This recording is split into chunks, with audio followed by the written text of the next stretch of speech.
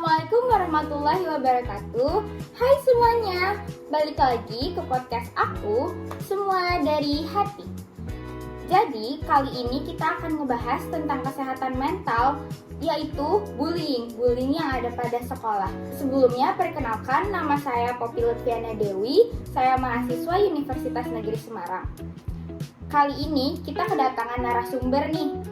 Silakan Bapak bisa diperkenalkan. Halo, perkenalkan nama saya Afif Setio Widodo selaku guru BK SMA Negeri 1 Kerangkeng. Di sini guru BK terdapat 4 personel. Pertama saya, yang kedua Bu Hayun, ketiga Bu Sela, dan yang terakhir Bu Dea.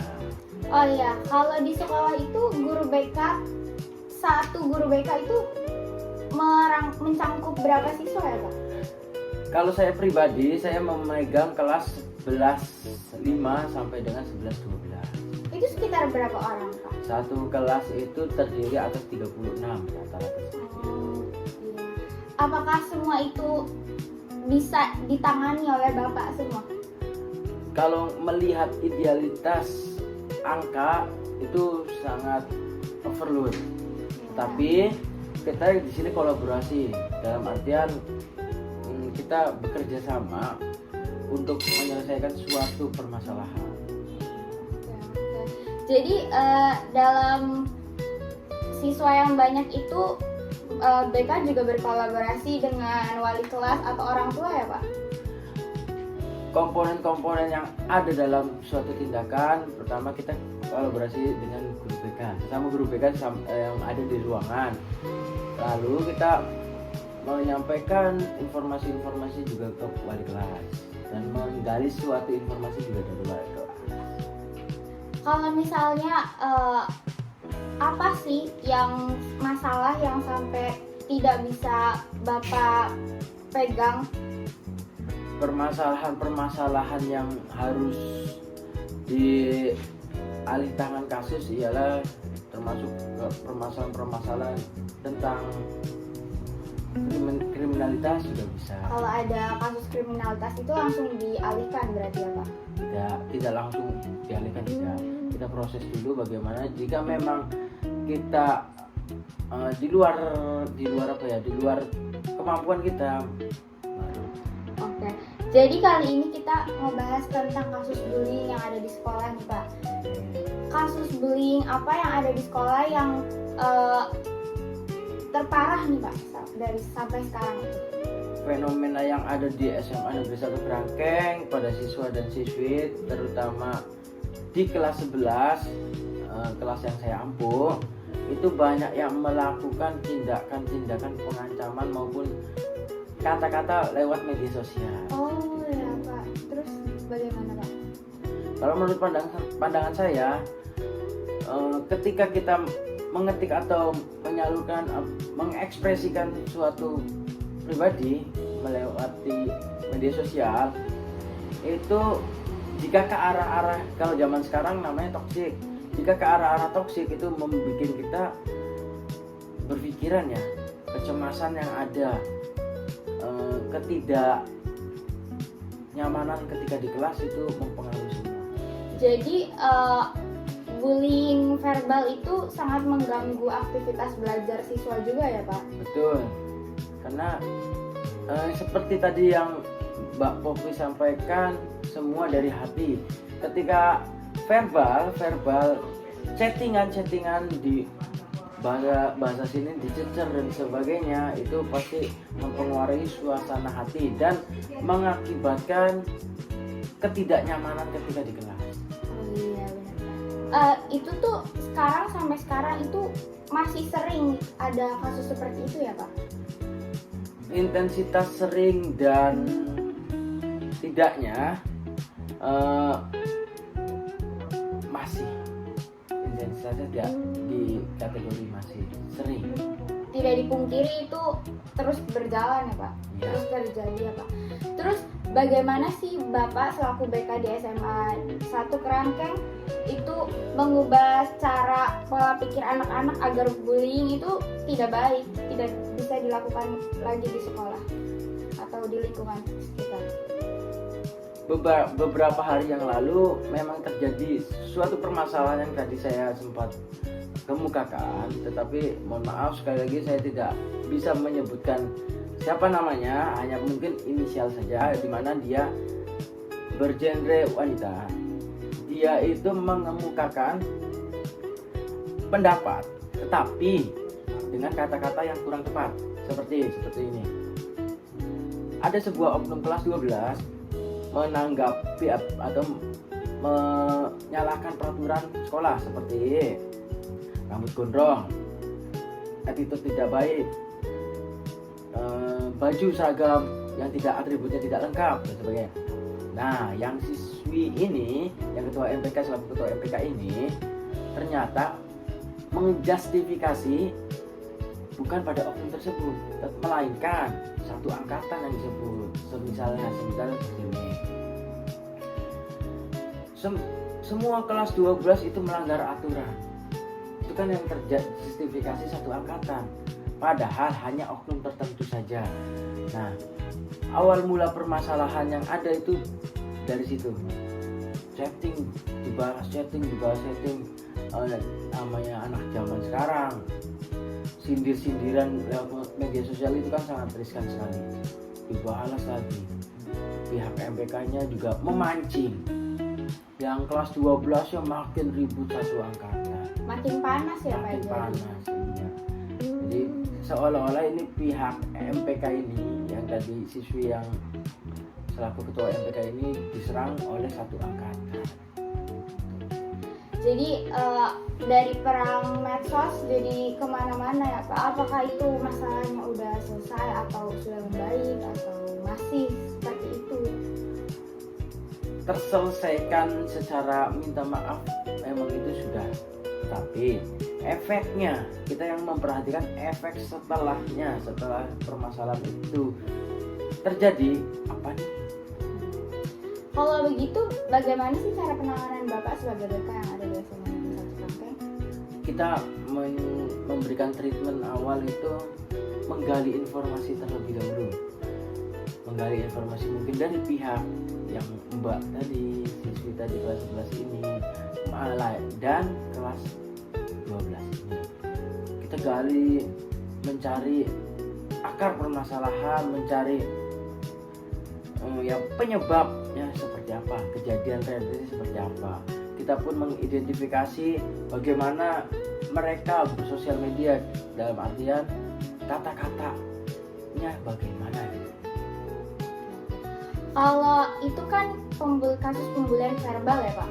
Bagaimana kalau pembulian yang secara fisik langsung? Menurut Bapak itu kenapa sih bisa terjadi hal tersebut? Padahal kan kayak sekarang di dunia modern yang sekarang itu literasi kesehatan mental itu sudah mulai banyak disebarkan, sudah tentang kesehatan mental issue, terus cara menjaga kesehatan mental, lingkungan atau keluarga itu juga sudah tersebar. Kenapa itu kasus pembulian itu masih marak sampai sekarang? Informasi memang banyak tersebar di perpustakaan, di sosial media, di jejaring online lainnya, majalah dinding. Semua informasi tentang bullying memang sudah tersebar luas. Akan tetapi tantangan bagi kita Gen Z sekarang itu kurangnya literasi.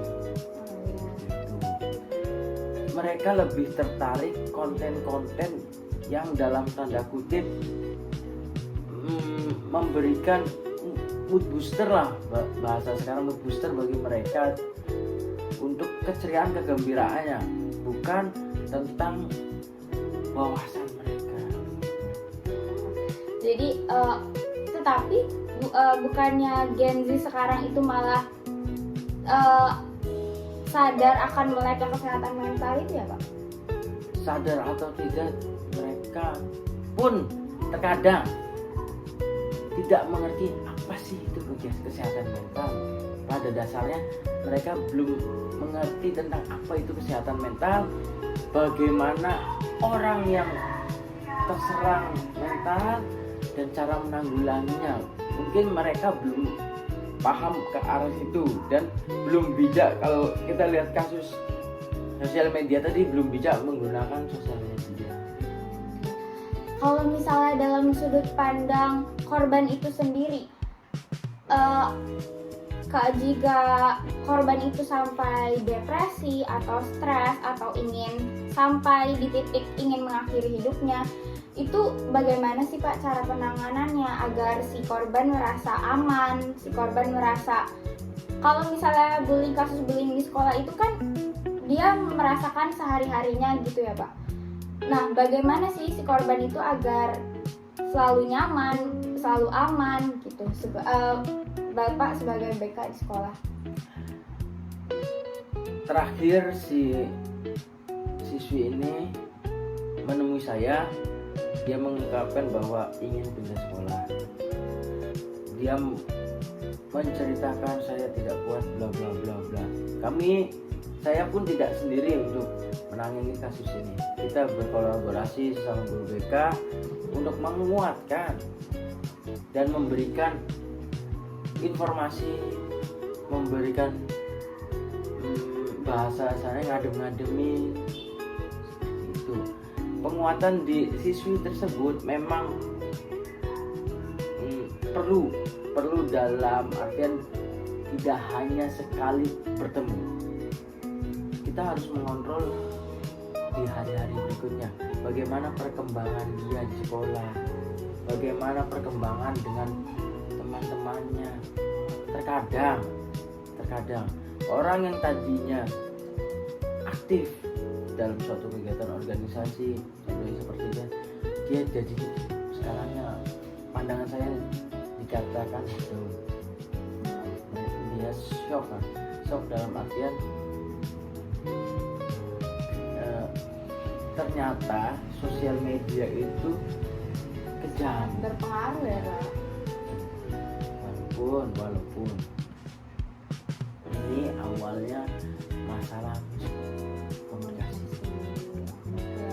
Jadi intinya sosial media itu sangat berpengaruh terhadap kesehatan mental juga ya Pak, kalau disalahgunakan ya Pak.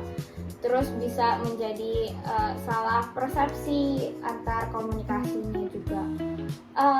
Selain itu kalau misalnya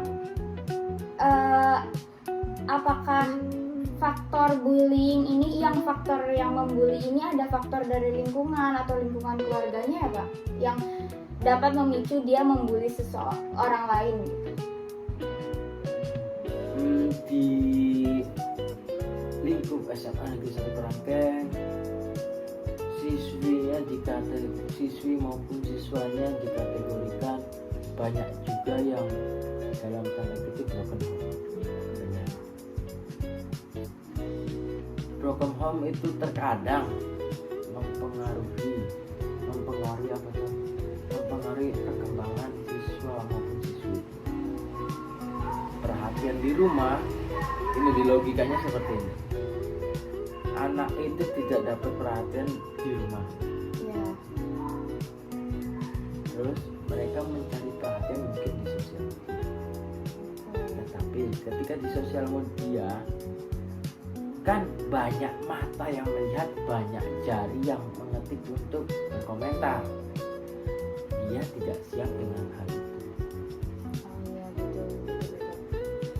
Itu yang salah satu faktornya. Kalau kita dirundutkan tadi yang dari siswi MPK tersebut seperti itu, dia mencari perhatian sosial media, tetapi bahasa maupun apa yang dia ketik itu menyinggung banyak pihak.